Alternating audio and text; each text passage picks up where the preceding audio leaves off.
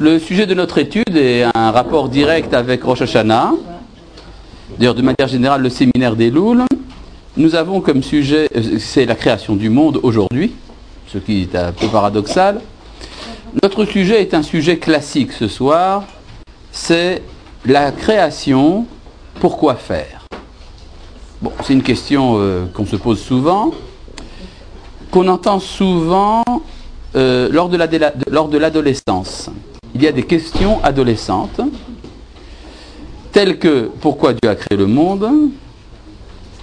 Il y a également des questions telles que Dieu peut-il créer une pierre qu'il ne pourra pas soulever? Et la question du libre arbitre en opposition avec la connaissance que Dieu a des choses à l'avance. Ce sont en général les trois questions métaphysiques posées par les jeunes adolescents. Ce sont des questions d'ailleurs sérieuses, qui méritent d'être étudiées. Le problème est de savoir que lorsqu'on se pose la question de savoir, quand quelqu'un pose des questions sérieuses, la question est de savoir quelle est la véritable question qu'il pose. C'est-à-dire, ce n'est pas toujours la question que l'on croit qu'on pose, que l'on pose vraiment. C'est-à-dire, il y a souvent, ça peut commencer par la question « Pourquoi Dieu a créé le monde ?» Et puis quand on gratte un peu, on se rend compte « Oui, j'ai une copine ». Et donc, c'est une investigation à faire, pour savoir qu'est-ce qui vraiment est la question posée. En général, quand un jeune homme me pose la question de savoir pourquoi est-ce que Dieu a créé le monde, en général je réponds « Mais qu'est-ce que ça peut te faire ?» C'est pas pour rejeter l'interrogation, mais le problème est de savoir pourquoi effectivement tu poses la question. C'est-à-dire peut-être que tu poses en fait autre chose. C'est donc une question qu'il faut élucider. Ça ne nous empêche pas, de prendre la question au sérieux. Il est très intéressant, quand on veut étudier dans les sources du judaïsme la raison de la création du monde, de voir d'emblée la réponse donnée par Maïmonide, Rambam. Le Rambam est très net de ce point de vue-là. Il dit qu'il est inutile de chercher une réponse à cette question. Il dit même, c'est presque une ineptie. Parce que si on donne une raison de la création du monde, la question qui se posera, c'est mais quelle est la raison de cette raison? Et donc, il est inutile de chercher une raison à la création du monde, une finalité au monde. Maïmonide nous dit, le monde porte sa finalité en lui-même. C'est l'existence même du monde qui est la finalité de l'existence du monde. C'est presque une tautologie. Et bon, alors c'est très gênant. Quand on étudie le Rambam, on n'aime pas ce genre de réponse. C'est choquant. Ça choque la conscience religieuse. Il y avait même un historien juif du nom de Ze'ev Yahavetz au XIXe siècle, qui avait écrit un livre en 11 volumes sur l'histoire juive, Divrei Yemei Israël. Et dans le volume consacré à la pensée médiévale, il attaque Maïmonide. Et il accuse Maïmonide d'avoir une inclination hellénistique. C'est-à-dire Maïmonide aurait été entraîné par les Grecs. Et il fait une liste d'opinions de Maïmonide qu'il considère comme étant grecques. Surtout Aristote, mais enfin de manière générale, comme relevant de la pensée grecque.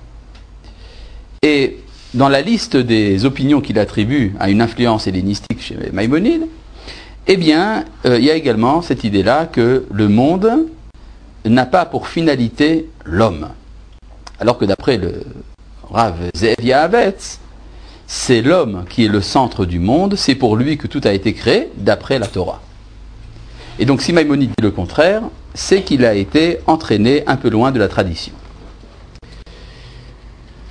En réaction à à ce chapitre du livre de Yahabet, le Rav Kook a écrit une réponse dans laquelle il réfute point par point les arguments de Yahabet, entre autres celui-ci, c'est ça qui nous intéresse. En préalable, le Rav Kook fait remarquer une chose très importante, c'est qu'il dit qu'il faut remercier Maïmonide d'avoir exprimé son opinion à une époque antérieure à la révolution copernicienne. Et c'est pour une raison très simple. Il dit que tous les hérétiques et tous les mécréants qui se sont multipliés ces derniers siècles dans le monde se sont fondés sur la révolution copernicienne. En effet, depuis Copernic, des choses ont changé dans le monde. Avant Copernic, eh bien, le Soleil tournait autour de la Terre. Il a fallu un astronome polonais pour que tout change. Grâce à lui, maintenant, c'est la Terre qui tourne autour du Soleil. Vous vous rendez compte de la puissance d'un homme. Et ça a beaucoup troublé les esprits, cette histoire-là. En tout cas, l'Église n'a pas supporté au début. Et vous savez que c'est seulement Jean-Paul II qui a acquitté Galilée ces dernières années. Et il l'a acquitté de l'accusation d'hérésie. C'est-à-dire que jusqu'à présent, pendant 400 et quelques années, Galilée était considéré comme hérétique, condamné par le tribunal de l'Inquisition, parce qu'il avait affirmé que la Terre tournait autour du Soleil. Alors, il faut expliquer que quand on disait ces choses-là, ça voulait dire, les gens, dans l'idée des gens, ça voulait dire que si, cosmologiquement parlant, le lieu d'habitation de l'homme, la Terre, n'est pas au centre du monde, ça veut donc dire que, au niveau des valeurs aussi, ce qui n'est pas légitime, mais enfin on peut penser comme ça, au niveau des valeurs, eh bien, le centre du monde, c'est pas l'homme. Et si le centre du monde n'est pas l'homme, pensaient les penseurs de l'époque, les religieux de l'époque aussi, eh bien ça veut dire que la religion tombe. C'est-à-dire comme si l'esprit religieux, les valeurs, la morale, avaient pour fondement la centralité de l'homme. Eh bien, dit le Rav Kook, il est heureux que, avant que Copernic n'ait parlé, il y ait déjà eu un rabbin 300 ans avant lui qui a affirmé que la centralité de l'homme n'était pas le fondement de la foi. Qu'on pouvait très bien adhérer à la Torah, aux mitzvot, à la morale, même si l'homme n'est pas au centre du monde. Donc il faut dire, Toda Rabba, Maïmonide nous a rendu un grand service, puisqu'il nous a sauvés de ces hérétiques anti-ecclésiastiques. Bon, c'est le premier point. À part ça, pour entrer dans l'intérieur du sujet, ce que dit le Rav Kook, c'est que, tout d'abord, il y a deux opinions chez les kabbalistes eux-mêmes à propos de cette idée-là. C'est-à-dire, le Rav Kook amène un passage du Etz Chaim dans lequel il montre bien clairement qu'il y avait deux opinions chez les anciens kabbalistes pour savoir qui est le centre du monde. Est-ce que c'est l'homme ou est-ce que c'est autre chose?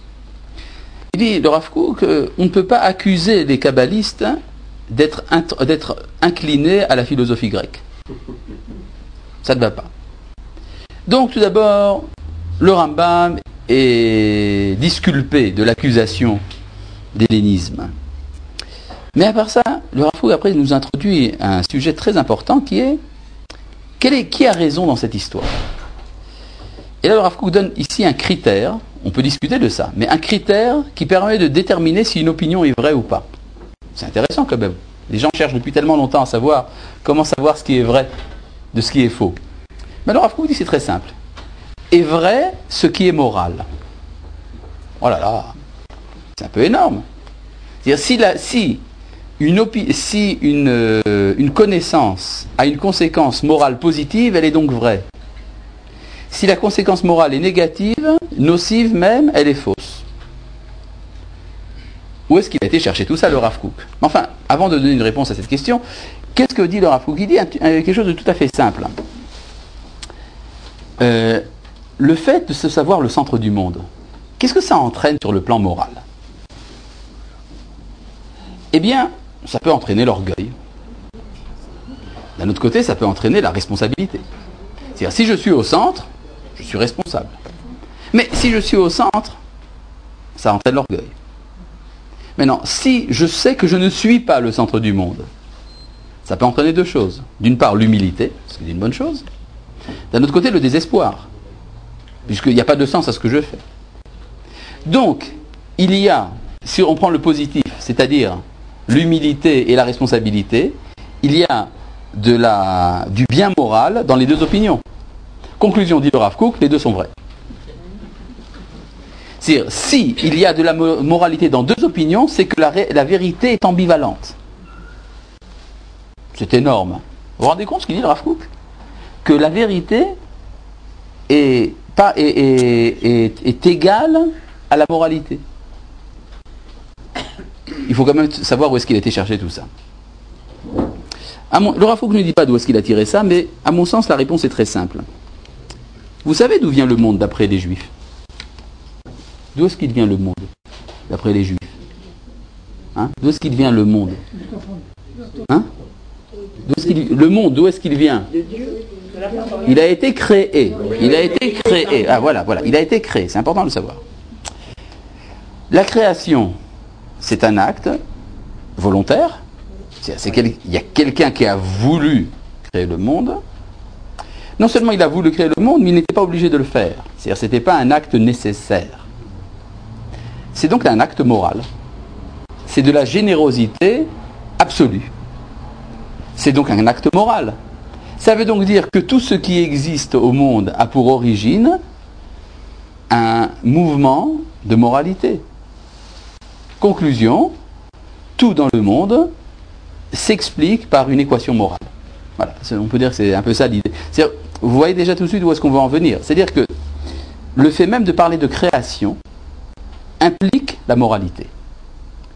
C'est-à-dire si on prend par exemple la thèse courante chez les Grecs, qui est que le monde n'a jamais été créé, ou bien qu'il est créé par un coup du hasard, donc la moralité n'est pas quelque chose d'essentiel.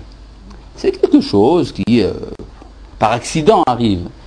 C'est une valeur humaine, mais ce n'est pas une valeur de l'être absolu. Tandis que si on parle d'un monde créé, ça implique obligatoirement que la morale est essentielle. Mais de quelle morale il parle? Eh bien, le fait même qu'il y ait une relation de sujet à sujet, c'est un acte moral. C'est-à-dire, le fait de parler, nous parlons, c'est un acte moral. Ce que nous disons, bon, ça, il faut déjà... de quoi est-ce que nous parlons, ça demande à être précisé. Mais le fait même que ce soit une parole qui relie entre nous, c'est déjà un acte moral. Ici, la morale dont je parle, c'est « Olam chesed yibane », que le monde est le fruit d'un acte de bonté. Or, la bonté est la première des valeurs morales. C'est-à-dire le fait de donner l'être à un autre. Donc de ce point de vue-là, effectivement, la moralité, c'est le fondement de la création. Maintenant, je reviens donc à l'idée de Maïmonide.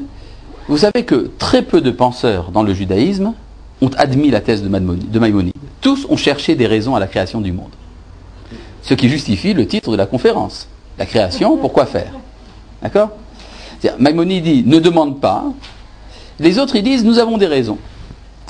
Mais là, à nouveau, c'est pas si simple. Nous allons étudier une partie des raisons qui ont été données par les penseurs du judaïsme. Mais c'est pas du tout évident, parce que, imaginez par exemple que on donne la raison de la création du monde, c'est X. On nous dira, oui, mais pourquoi il y a eu cette raison X? La réponse, ce sera parce qu'il y a Y. Mais pourquoi Y? Parce qu'il y a Z. C'est-à-dire, si on veut véritablement chercher une raison à la volonté de Dieu, finalement, on se casse les dents un peu. Et ça veut dire, donc toutes les raisons qui sont données, dites-vous bien que ce ne sont pas des raisons qui vont nous expliquer pourquoi est-ce que Dieu aurait été motivé à créer le monde, ce qui est absurde, parce que Dieu n'a pas de motivation extérieure à lui-même.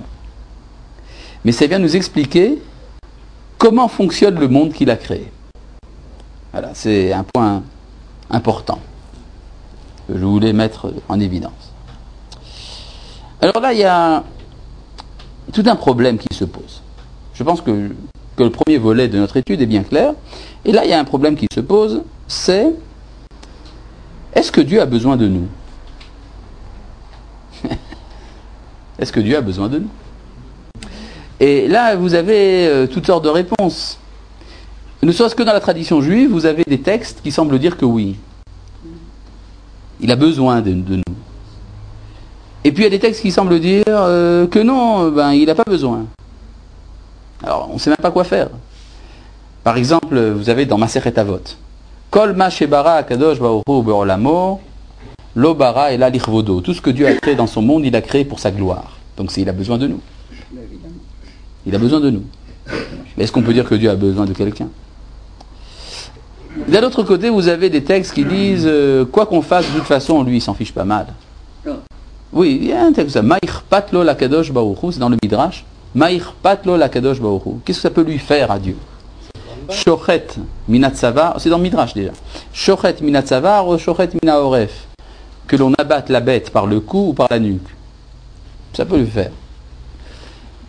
Et là, l'onitnu amitzot, et là, les tsaref bain tabriot. Les commandements n'ont été donnés que pour purifier les êtres. C'est pour leur bien, c'est pas pour Dieu. Donc vous voyez qu'il y a des textes contradictoires.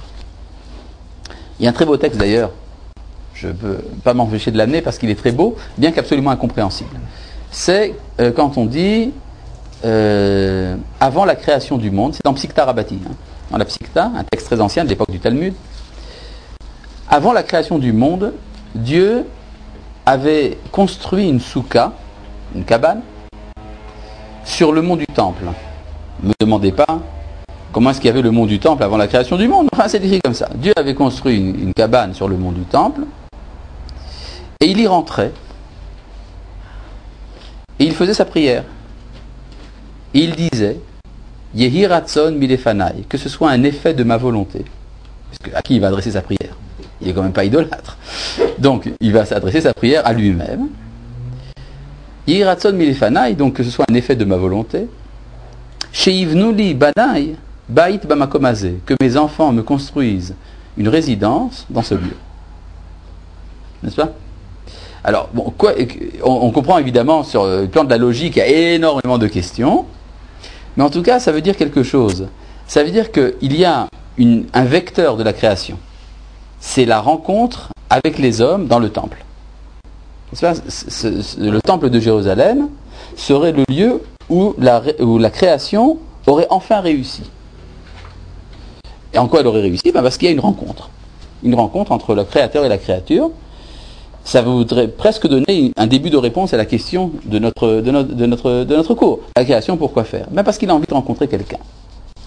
Mais alors là, il faut donner tout de suite une petite précision. Quand on dit, ça voudrait donc dire que Dieu a besoin de nous. À propos de la question, est-ce que Dieu a besoin de nous? 3 réponses ont été données. La première, c'est celle du paganisme. La deuxième, c'est celle des philosophes. Et la troisième, c'est celle de la Torah. Je vous annonce un peu à l'avance, c'est celle de la Torah qui est la bonne.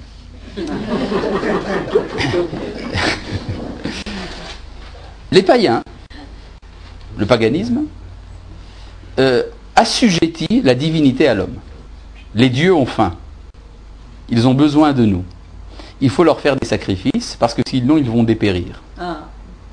Ça, c'est donc c'est Dieu, la divinité, qui a besoin de l'homme. Et les philosophes sont très opposés à cela. Ils disent mais enfin Dieu s'en fiche pas mal. Il n'a pas besoin de toi. Il est dans son absolue ontologie. Il se sent très bien avec lui-même. D'ailleurs, il ne sait même pas que tu existes. C'est lui qui nous a créés.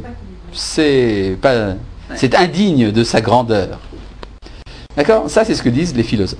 Indigne des philosophes. Et puis, que dit la Torah? Eh bien, la Torah donne une réponse en 3 paragraphes. Le premier, le deuxième et le troisième. Vous allez voir, c'est intéressant. Le premier paragraphe de l'opinion de la Torah, c'est que Dieu n'a pas besoin des hommes. C'est comme les philosophes. Deuxième paragraphe, mais il a voulu avoir besoin. Troisième paragraphe, donc il a besoin, comme les païens. Et c'est très important, justement, ce paragraphe numéro 2. Vous avez remarqué que ce qui est original, c'est le deuxième. Il a voulu avoir besoin. Ça veut dire que on ne peut pas dire que d'emblée Dieu a besoin des hommes, parce que ça serait l'amoindrir. D'un autre côté, on ne peut pas dire qu'il s'en fiche pas mal, parce qu'il nous a créés quand même. Donc, c'est qu'il a voulu avoir besoin de nous, Non pas parce qu'il y est obligé, mais parce qu'il l'a voulu. Et pourquoi est-ce qu'il l'a voulu? Eh bien, il l'a voulu pour nous faire du bien. Approfondissons un peu cette idée. Je sais que je vais un peu vite, mais enfin, il faut approfondir l'idée. Imaginez par exemple que Dieu n'ait veillé qu'à notre bien-être, qu'il n'ait pas besoin de nous, que tout ce qu'il fait, c'est uniquement pour nous. Qu'est-ce que ça voudrait dire pour nous? Mais ça voudrait dire que nous sommes des enfants gâtés, égoïstes, dont le but est de se faire du bien, de jouir. Il y a une très belle phrase qu'on trouve dans les foyers juifs, c'est « mange mon fils ». Eh bien, mange mon fils. Ouais. On peut dire que c'est un peu ça. C'est-à-dire, ça serait, Dieu veut nous donner, et on n'a qu'à prendre. D'accord? Qu'est-ce qui nous aurait manqué? La dimension idéale. Ça serait, il y a quelque chose d'un peu immoral là-dedans. Or, la moralité est un bienfait plus grand que les jouissances de la vie. Donc, pour que nous puissions jouir également de la moralité, le Créateur a fait une stratégie extraordinaire. Il a demandé à l'homme de lui faire du bien. Ce qui fait que quand l'homme agit, il se dit, c'est pas pour moi que je le fais, mais c'est pour la gloire de Dieu. Eh bien, à partir du moment où l'homme fait pour le Créateur et pas pour lui-même, eh bien, à partir de ce moment-là, il a reçu quelque chose, il a accédé à l'idéalisme. Vous comprenez? C'est un peu compliqué, mais enfin c'est vrai. Ça rappelle un peu l'histoire que Manitou aimait beaucoup, c'était à propos de Rabbi Zoussia, ou Zousha. Un des grands maîtres du chassidisme, c'était le frère de Rabbi Elimelech de Lizansk, eux-mêmes étaient des élèves du Maguid de Mezerich, qui était lui-même l'élève du Baal Shem Tov. On raconte que Rabbi Zousha, un jour, une femme vient lui demander de prier pour qu'elle ait un enfant. Et alors Rabbi Zousha fait la prière, et puis au moment de sa prière, il entend une voix du ciel qui lui dit « Zousha, ne fais pas la prière, ne prie pas, je ne veux pas que cette femme ait un enfant. » Alors que fait Rabbi Zousha? Il continue la prière. Alors il entend une voix du ciel qui lui dit « Attention, si tu continues à faire la prière, elle aura un enfant, mais toi tu n'auras pas le Olam Haba. » Alors Rabbi Zousha, très content, il dit « Enfin, je vais pouvoir accomplir les mitzvot sans l'espérance d'une récompense. » Il va devenir un peu libovitchien, c'est-à-dire les actes ont une valeur en elles-mêmes sans ce à quoi elles amènent. Il n'y a pas de finalité. Alors il continue la prière, il entend une voix du ciel qui lui dit « Attention, si tu continues à faire la prière, elle aura un enfant, mais ton Olam Haba, tu le recevras quand même. » Bon. La suite de l'histoire, elle n'est pas racontée, mais je pense que la suite c'est que il a continué à faire sa prière quand même. Parce qu'il a compris que c'était un péché de ne pas vouloir son Olam Haba. C'est-à-dire que c'est vrai qu'il faut, dans l'évolution morale de l'être, un moment où l'on fait ce que l'on fait, pas dans l'espoir de recevoir quelque chose.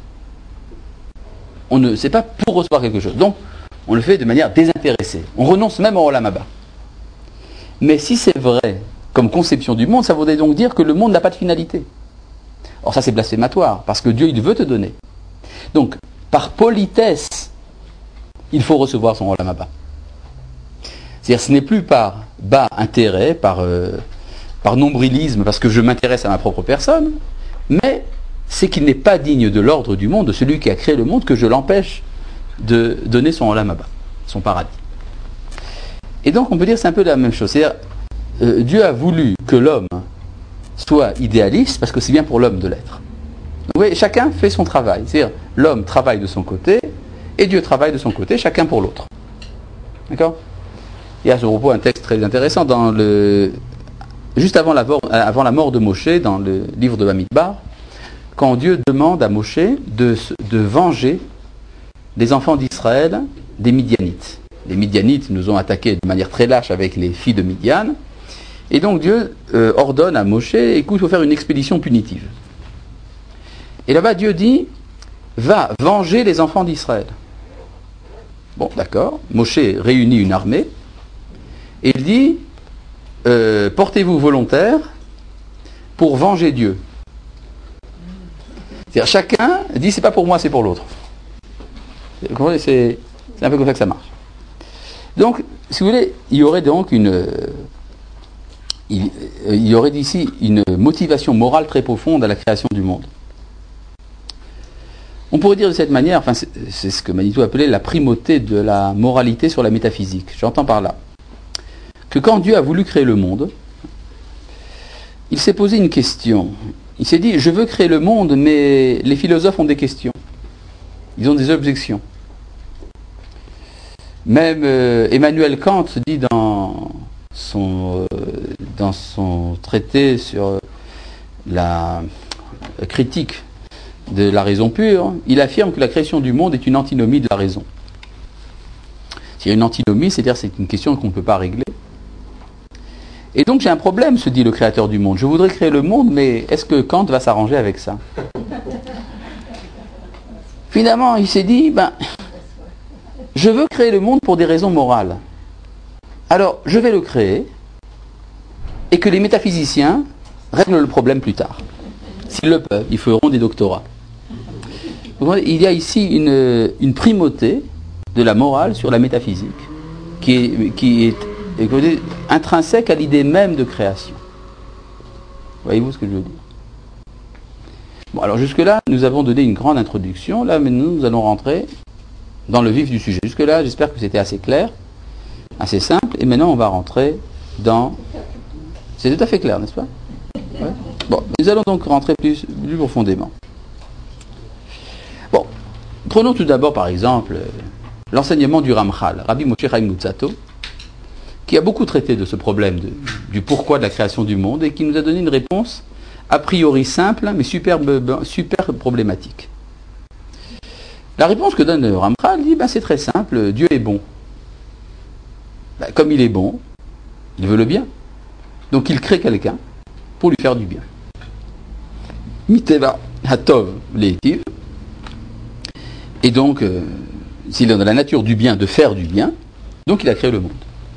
Ça a l'air sympa comme explication. Bon, il y aurait des questions, ne serait-ce que du fait de la réalité, c'est-à-dire est-ce que tout va bien? C'est une question qu'on peut se poser. J'ai vu un texte dans le petit hebdo sur fond orange qui fait poser des questions de ce genre. Mais enfin, disons, il est évident que tout ira bien. Vous savez la preuve? Puisque c'est Dieu qui a créé le monde, donc ça veut dire que tout ira bien. C'est ça? Puisqu'il y a écrit dans la Torah Bereshit bara Elohim. Ça veut donc dire que si ça va mal, c'est provisoire. Ça ne peut pas être autrement. Mais enfin, l'idée de Ramchal est sympathique en soi. Dieu est bon, donc il a créé le monde parce qu'il veut faire du bien. Et il rajoute, pour que ce bien soit un véritable bien, il faut que ce bien soit acquis. Qu'il ne soit pas donné gratuitement. Et c'est la raison pour laquelle il y a des conditions à recevoir le bien, c'est justement l'équation morale. Et à partir du moment où on s'acquitte de son devoir moral, donc on a également acquis sa propre personne, donc on a véritablement mérité son être. On pourrait dire que c'est presque une tautologie, parce que c'est comme si dire créer, ça veut dire créer un autre. Pour créer un autre, il faut qu'il soit authentiquement autre. Pour qu'il soit authentiquement autre, il faut qu'il soit lui-même l'origine de son être.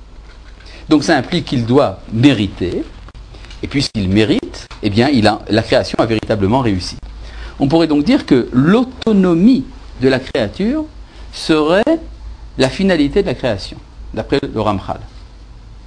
C'est très intéressant parce que d'une certaine manière, c'est une formulation opposée à celle du chassidisme de Chabad. Oui, surtout dans le Chabad, mais enfin dans le chassidisme en général, où il y a une tentation de nier l'existence du monde. Souvent on trouve ça dans le chassidisme, des explications de ce genre qui disent le monde en fait est une illusion, il n'existe pas. Il n'y a que la toute-puissance, la toute présence du Créateur qui remplit tout. Let atar panouï miné. Et dans l'enseignement, dans l'éducation chassidique, l'homme doit découvrir qu'en fait il n'y a que Dieu qui existe, que la création n'est qu'un leurre. Et il y a une certaine manière, c'est une formulation opposée à celle du chassidisme de Chabad. Oui, surtout dans le Chabad, mais enfin dans le chassidisme en général, où il y a une tentation de nier l'existence du monde. Souvent on trouve ça dans le chassidisme, mais dans le chassidisme en général, où il y a une tentation de nier l'existence du monde. Il n'y a que la toute-puissance, la toute présence du Créateur qui remplit tout. Let atar panouï miné. Et dans Et c'est en cela qu'il arrive au bonheur suprême, qu'il arrive à la rencontre avec Dieu, etc. C'est pas contradictoire dans l'absolu avec ce dit Ramchal, mais si vous voulez, la direction pédagogique est très différente. Pour le Ramchal, la finalité du monde, c'est d'arriver à exister. C'est-à-dire, ce n'est pas le néant, c'est l'être qui est le but. Je ne sais pas, vous avez remarqué la première Mishnah dans le premier texte de la Mishnah, le tout premier paragraphe. Il commence par une question sur le néant. Et la dernière Mishnah, à la fin de toutes les Shisha Sidrei Mishnah, tout le Talmud, à la fin, ça finit par une réponse sur l'être. Ça commence par le néant, ça finit vers l'être. La première question, c'est: est-il possible de proclamer l'unité du Créateur dans un état de néant? Vous vous rappelez, c'est la première question posée par la Mishnah, n'est-ce pas? Est-il possible de proclamer l'unité du Créateur dans un état de néant? Oui, en hébreu, mais Matai, Korin, Shema, Be'arvit. C'est ce qu'il y a écrit, non? C'est quoi Korin et Shema? Eh bien, c'est proclamer l'unité de Dieu. Mais Matai, à partir de quand? Est-ce que c'est possible? Be'arvit, c'est quoi Arvit? C'est le monde de l'obscurité, du néant. Donc, est-ce que l'on peut, étant donné que nous sommes du néant, nous sommes plongés dans le néant, est-ce que l'on peut proclamer l'unité du Créateur? Est-ce que ça a un sens? Et puis la réponse, ça prend longtemps, c'est toute la tradition orale, toute la Torah chez Alpé, c'est dans la Mishnah. Et puis c'est toute la Torah en fait. Et puis après, ça finit par une Mishnah qui nous dit: Atid akadosh baruch hu le'anchi lechol tzadik ve'tzadik shai olamot. C'est-à-dire, viendra un temps où Dieu donnera en cadeau à chaque tzaddik 310 mondes. Pourquoi 310? Parce que c'est la gematria du mot yesh, qui veut dire l'être. Il y a. C'est-à-dire, s'il y a un but, c'est de passer du néant à l'être. Souvent, dans la pédagogie chassidique, on sent un peu le contraire. C'est de passer de l'être au néant, à la conscience du néant. Si on réfléchit bien, il semble qu'il n'y a pas vraiment de contradiction, si vous voulez, absolue entre ces deux pédagogies, mais c'est un peu différent quand même. Ça, si vous voulez, donc, c'est l'opinion du Ramchal. Mais il y a une objection philosophique extrêmement grave que l'on peut faire au Ramchal. Comment? S'il est vrai que Dieu a créé le monde parce qu'il est bon, ça voudrait donc dire qu'il est obligé de créer le monde. Il aurait une nature. Et en tant qu'être de nature, il serait obligé, il serait contraint par sa nature à créer le monde. Vous vous rendez compte de l'énormité grecque, aristotélicienne, de cette affirmation. Alors il faut donc trouver une réponse. La réponse du Ramchal lui-même, dans un de ses ouvrages, le Dat Evunot, c'est que le fait que, puisque Dieu est bon, ça implique qu'il fasse le bien, cette règle a été voulue par Dieu lui-même. C'est-à-dire, c'est Dieu qui a voulu qu'il y ait une règle, que le bien engendre le bien. Il n'était pas obligé de le vouloir, cette règle. Alors la question que pose le Ramchal, alors pourquoi est-ce qu'il l'a voulu? Le Ramchal répond: parce qu'il a voulu révéler sa toute-puissance. Et c'est-à-dire qu'il y aurait une raison plus secrète de la création du monde, c'est la volonté qu'a Dieu de manifester qu'il est le seul. Intéressant. Et pour ce faire, donc il faut qu'il y ait des opposants à sa volonté, pour que sa gloire soit manifestée par ses opposants. C'est-à-dire, s'il n'y a pas d'opposants, il n'y a pas de gloire. Très intéressant. Mais alors dans ce cas-là, pourquoi est-ce que Dieu a voulu manifester sa gloire? Il va falloir trouver une raison à la raison. C'est ce qu'on avait dit tout à l'heure. Quand on donne une raison, il faut trouver une raison de la raison. Et puis après, une raison de la raison de la raison. Et puis là, on arrive à des considérations extrêmement, disons, difficiles à avaler, qu'on trouve chez certains kabbalistes d'Italie, entre autres. Le Emek Ameler, par exemple. Chez les kabbalistes italiens, il y avait une notion qui tournait un peu, qui a ses origines dans des textes plus anciens, c'est que la création du monde serait un jeu. Un jeu. Sha'ashua. Un jeu, un amusement. C'est un jeu qui coûte un peu cher, hein, enfin, un jeu. Oui, mais vous savez, imaginez par exemple quand vous rêvez de quelqu'un. Est-ce que la personne que vous inventez dans votre rêve a une existence réelle? C'est comme si nous étions des personnages dans un rêve, et puis que nous rêvons et que nous y prenons très au sérieux. Il y avait un livre à ce propos de Lewis Carroll, le mathématicien, qui était également un écrivain, qui a l'auteur d'Alice au Pays des Merveilles. Oui, Alice au Pays des Merveilles, de Lewis Carroll. Et il a écrit plusieurs livres sur Alice. Un des livres sur Alice, c'est De l'autre côté du miroir. Bon, alors, de quoi s'agit-il? C'est Alice qui s'endort avec un chat sur ses genoux, en face d'un miroir. Et puis elle rêve.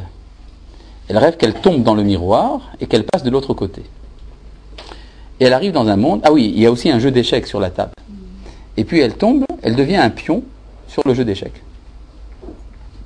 Et alors, le jeu d'échecs est un pays énorme, gigantesque, avec des forêts, des fleuves, des montagnes, des personnages. Elle devient un pion rouge. Non, un pion blanc, pardon. Un pion blanc, c'est les rouges contre les blancs. Alors elle devient un pion blanc dans le jeu d'échecs.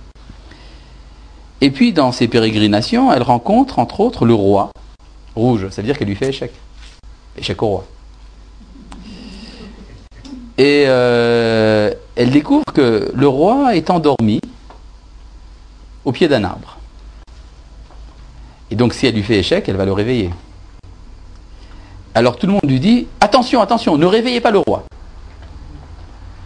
Ah bon, pourquoi il ne faut pas le réveiller? Parce que si vous le réveillez, nous allons tous disparaître, parce que nous sommes des personnages dans son rêve. Bon, elle dit, bon d'accord, donc elle ne fait pas échec, elle continue sa route, enfin, etc. Et d'ailleurs, quand on étudie bien d'en haut, qu'est-ce qui se passe? Elle rencontre la reine, le cavalier, la tour, enfin, des tas de choses. Finalement, elle fait maths, sans s'en rendre compte. Et tout le monde dans lequel elle est disparaît. Il y a un tourbillon, ça disparaît. Et elle revient de ce côté du miroir. Et elle se dit, ah, alors ce n'était qu'un rêve. Mais qui a vraiment rêvé? Est-ce moi ou le roi rouge? C'est comme ça que finit le livre. Bon, c'est une très belle histoire, c'est très joli, mais il faut la prendre au sérieux, cette histoire. Vous savez que dans le Shirachirim, Dieu est considéré et comparé à un roi rouge. Dodi, Tsar, Ve'adom. Et oui. Et là, effectivement, la question est très forte. Est-ce que nous ne serions pas, finalement, dans un énorme rêve? Ça n'a aucune importance d'ailleurs, parce que pour nous qui sommes dans le rêve, la réalité, c'est de la réalité. D'accord? C'est très sérieux. Mais enfin, il y aurait, disons, un niveau de contemplation de la réalité qui ferait que le monde entier serait une sorte d'amusement. Or, l'amusement, c'est quelque chose de très sérieux. Parce que l'amusement, c'est ce qu'on fait quand on n'a pas de besoin. C'est-à-dire, quand on a faim, par exemple, eh bien, on mange. Et puis, quand on est rassasié, qu'est-ce qu'on fait? On s'amuse. C'est-à-dire, c'est ce qui est au-delà des nécessités. En hébreu, par exemple, le chiffre 7 désigne quand on est rassasié, la satiété. En hébreu, Sheva, Savea, c'est la même chose. Quand on mange plus que ce qui est nécessaire, on devient gros, shamen. Le chiffre 8, shmoné. Mais c'est vrai que quand on épaissit, quand on grossit, c'est vrai qu'on n'en avait pas besoin, c'était pas une nécessité vitale. Mais ça fait qu'on a quand même un peu faim. Mais quand on n'en peut plus, eh bien, on sort le sheshbesh, le jaquet, et on commence à jouer. Et c'est le chiffre 9. Teisha. Teisha, en hébreu, c'est-à-dire s'amuser. Sha'ashua. N'est-ce pas? C'est-à-dire, il y aurait une recherche d'une raison qui ne serait pas obligatoire. C'est-à-dire, dans l'amusement, il y a cette idée que rien n'est obligatoire. Et bon, c'est une très belle idée, mais elle est difficile à comprendre. Parce que dans la réalité que nous vivons, on ne comprend pas ces choses-là. Mais enfin, ça existe. En fait, si on pouvait chercher quelque chose qui expliquerait ces trois raisons que j'ai données. Dieu en tant que bon, Dieu en tant que voulant manifester sa gloire, et Dieu en tant que voulant s'amuser, c'est-à-dire si vous voyez bien, ça correspond aux trois chiffres que j'ai donnés, 7, 8 et 9. on pourrait trouver une sorte de dénominateur commun. Le dénominateur commun, on peut le trouver dans le livre de Vaïkra, au chapitre 19. Au chapitre 19. Vous avez un texte dans lequel Dieu donne la finalité de toute la Torah. D'après Maïmonide, ce texte-là donne la finalité de toute la Torah. Daber el kol adat bnei Israël est mort, parle à toute l'assemblée des enfants d'Israël pour leur dire Kedoshim tihiyu, soyez saints. Bon, sans trop savoir ce que ça veut dire soyez saints. Maïmonide dit si vous accomplissez toutes les mitzvot, finalement vous serez saints. Et pour quelle raison? Ki kadosh ani, car je suis saint. Ah bon? Et alors? Ça veut dire quoi ça? Soyez saints car je suis saint. C'est comme si Dieu voulait dire, si ce n'était pas écrit, on ne pourrait pas le dire, mais c'est écrit. Je suis le seul à être saint pour l'instant, je m'ennuie. Soyez saints vous aussi, comme ça nous pourrons jouer ensemble. C'est cette volonté, donc il y a une rencontre. Or, il y a deux sortes de rencontres. Il y a des rencontres parce qu'on a besoin de parler de quelque chose. Par exemple, on a à régler des affaires, alors il faut qu'on se rencontre, etc. Et puis il y a des rencontres pour le plaisir de se rencontrer. C'est beaucoup plus profond. C'est de l'être à l'être. Eh bien, c'est comme si c'était un peu ça que ça voulait dire. La création du monde, pourquoi faire? Pour se rencontrer. Ça ressemble beaucoup à ce que dit Maïmonide, mais par une autre, c'est par la porte de service. Bon, on peut évidemment aller plus loin. On peut chercher par exemple les interprétations qui ont été données par des kabbalistes, par exemple. Les kabbalistes disent des choses un peu énormes aussi à nouveau. Je suis désolé de ne pas arrêter de dire des choses énormes ce soir, mais enfin le sujet est un sujet de ce genre. Par exemple, Rabbi Meir Ibn Gabbai, un des grands maîtres du judaïsme espagnol au XVe siècle, disait que le problème de Dieu, c'est qu'il est infini. Or, l'infini doit comprendre en lui le fini. Donc, il faut bien qu'il crée le monde. Ou bien le Baal HaTanya disait Dieu est illimité, donc il faut bien qu'il introduise la limite. Le Rav Kook va plus loin. Le Rav Kook dit le problème de Dieu, c'est qu'il est parfait. Donc qu'est-ce qu'il n'a pas? Le perfectionnement. C'est-à-dire quand on est parfait, c'est immobile, c'est statique. Se perfectionner, c'est un mouvement. On ne peut pas réduire la grandeur du Créateur à la station, au statisme. Il faut également introduire le mouvement. Alors là, il y a une petite critique que fait le Rav Kook contre la philosophie de Bergson à ce propos. C'est-à-dire que Bergson ne considérait comme existant que le mouvement, ce qu'il appelle l'élan vital, sans finalité de perfection à la fin. Mais le Rav Kook dit une pensée qui ne verrait que la perfection humaine, que la perfection divine, ou qui ne verrait que le perfectionnement, serait insuffisante. Il nous faut les deux à la fois. C'est ce qu'il appelle en hébreu Shnei Archei Hashlemut, les deux valeurs de perfection. Quelles sont les deux perfections? Eh bien, c'est la Shlemut et la Ishtalmut. Il y a une perfection de la perfection, il y a une perfection du perfectionnement. Et donc, il fallait que le monde soit créé pour ajouter le perfectionnement à sa perfection.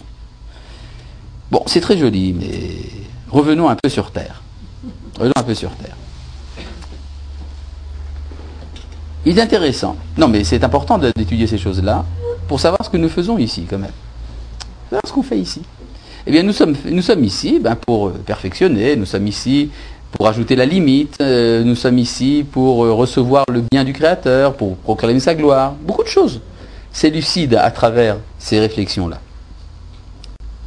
Et puis, il y a une fête dans l'année où nous revenons en arrière, nous revenons au temps de la création. C'est Rosh Hashanah. Et comment est-ce qu'on revient à ce temps-là? Bien par le souvenir. Ça s'appelle Yom HaZikaron, le jour du souvenir. Bon, c'est pas. Il y a plusieurs mots pour dire le souvenir en hébreu. On dit parfois Zikaron. On peut dire également Zecher. Par exemple, le jour du Shabbat, on dit Zecher li'yitziat Mitzrayim. À chaque fois qu'on parle de la sortie d'Égypte, on dit Zecher. Mais quand on parle de la création du monde, on dit Zikaron. C'est quoi le on à la fin de Zikaron? C'est un diminutif. C'est une petite, un diminutif. Oui. Doubon, un petit ours. Un ours, dove, Doubon, un petit ours. D'accord? Et donc, en hébreu, le on, c'est un diminutif. Donc, Zikaron, ça veut dire une petite mémoire. Petite mémoire. Ben oui. Parce qu'on ne peut pas se souvenir de la création du monde. Se souvenir de la sortie d'Égypte, on peut. Vous savez pourquoi? On y était. Enfin, on y était collectivement, c'est-à-dire pas personnellement, mais collectivement, on y était. Shaon, c'est un petit chat. Exactement. Chat. Un petit chat. Oui. C'est ça. C'est quand C'est un petit chat. Oui, c'est ça. C'est un petit char. Un petit char, effectivement, vous pouvez réfléchir vous-même ce que ça donnerait. Et donc il y a une petite mémoire. Pourquoi il y a une petite mémoire? Et bien parce que la création du monde, on n'y était pas, et dans la sortie d'Égypte, on y était. Or, se souvenir de là où on n'était pas, c'est presque impossible. Alors pourquoi est-ce qu'on en parle quand même? Parce qu'on s'en rappelle quand même un peu. Ah, comment est-ce qu'on peut se rappeler de là où on n'était pas? Parce qu'on vient de là-bas. Je vais raconter, c'est une histoire bien connue de Rabbi Nachman de Braslav. Vous connaissez l'histoire Amaïsef und sein Bettlers? Vous connaissez pas? Oh, Amaïsef und sein Bettlers. L'histoire des 7 mendiants. L'histoire des 7 mendiants. Hein? Oui, c'est une histoire bien connue de Rabbi Nachman. Bon. Oui. Non, Zain là-bas, c'est la lettre hébraïque, Zain, qui veut dire 7, pas Ziben, qui veut dire 7. D'accord? C'est pour ça qu'on dit Zain Bettlers. C'était son style. C'est pas que je ne sais pas parler yiddish. À part ça, je ne sais pas parler yiddish. Bon. Mais, ça n'en finit pas. Mais dans l'histoire des 7 mendiants, qui est une très belle histoire, c'est une histoire très longue, hein, c'est à quelque chose comme 50 pages. C'est une histoire à tiroir, c'est une histoire au sein d'une autre histoire qui se mélange à une autre histoire. Il y a des molécules d'histoire, des toutes petites histoires au sein de grandes histoires, etc. Bon. Alors, une des molécules d'histoire là-bas, c'est l'histoire d'un naufrage. Bon, tout ça sont des paraboles. Le symbolisme est énorme chez Rabbi Nachman. Alors, il y avait un navire qui a naufragé. Incroyable. Je crois que c'est le dernier là. Mais non, il y a encore celui-là. Microphone. Oui, il y en a un qui a pas sauté encore? C'est pas celui-là? Non, pour l'instant ça va.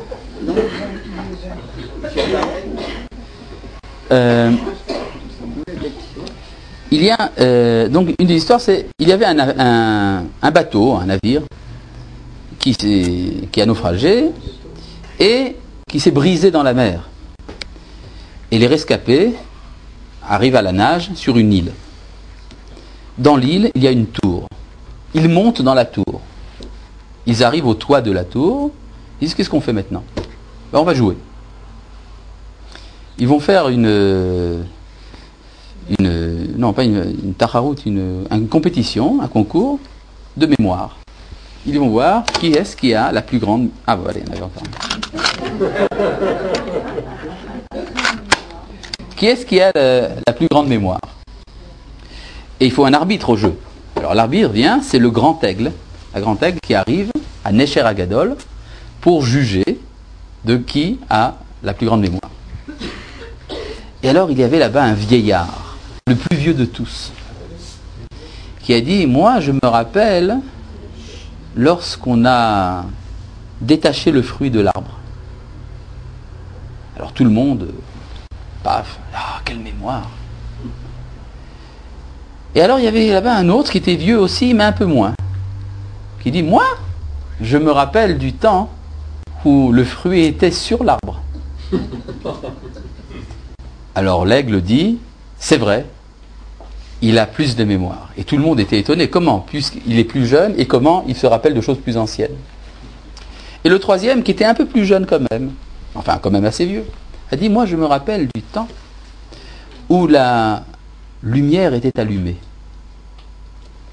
Alors là, vraiment, ça arrive à son paroxysme. Et puis le quatrième, à chaque fois ils sont un peu moins vieux. Et le quatrième dit, moi je me rappelle du temps où la graine a été mise dans le terrain. Et le cinquième, c'était un des 7 mendiants justement, qui a dit, moi j'étais encore un enfant, et j'ai dit, je ne me rappelle de rien. Et alors, l'aigle a tranché en ma faveur en disant, c'est lui qui a le plus de mémoire de tous. Parce qu'il se rappelle du temps où il n'y avait encore rien. C'est-à-dire, bah oui, quand le fruit a été coupé de l'arbre, il se rappelait du moment où on a coupé son cordon ombilical. Et puis l'autre se rappelle encore du temps de sa naissance, quand il était encore relié au cordon. Et puis celui qui est la lumière allumée, c'était quand il était un embryon, un fœtus. Et puis celui qui se rappelait de la graine, c'était le moment de la semence, oui, enfin de la conception. Et celui qui se rappelle de rien, ben, il se rappelle qu'avant d'être, il n'était pas. Et donc, l'aigle dit, mais c'est parce qu'il est plus vieux que tous, parce qu'il n'a même pas encore commencé à vivre, il est au-delà du temps, enfin, voilà. Et il dit, et le mendiant dit au marié et à la mariée, parce qu'il y a un marié et une mariée dans cette histoire, je vous donne en cadeau pour votre mariage de vivre aussi longtemps que moi. Et donc, ça veut dire quoi? Ça veut dire que chacun, quand il veut revenir à son origine, doit se demander quelle est son origine, c'est-à-dire quel est le point d'origine où il se reconnaît. Et il y a donc une possibilité de se souvenir de ce néant. C'est ça qu'on fait le jour de Rosh Hashanah. Et c'est très dangereux parce que le néant, on risque de disparaître, d'être englouti, vous comprenez? C'est la Midat Hadin. C'est pour ça qu'il y a le shofar qui vient renverser la Midat Hadin pour en faire une Beta Rachamim, pour que du néant arrive l'être, que de la rigueur vienne la miséricorde, qui est la vie finalement. Mais il y a ce moment, avant la sonnerie du shofar, où on sent que quelque chose de mystérieux est en train de se faire, un moment de silence. C'est un moment de néant. Et puis après, c'est brisé par le son du shofar, et puis alors quelque chose, c'est la Midat Arachamim qui l'emporte sur la Midat Hadin, et le monde peut être créé à ce moment-là.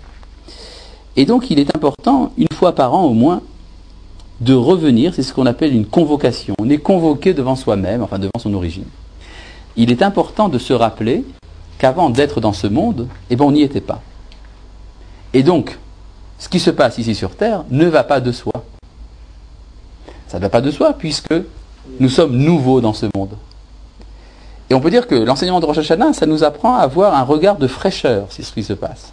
C'est-à-dire de savoir que la vie commence à chaque instant. À chaque moment, nous passons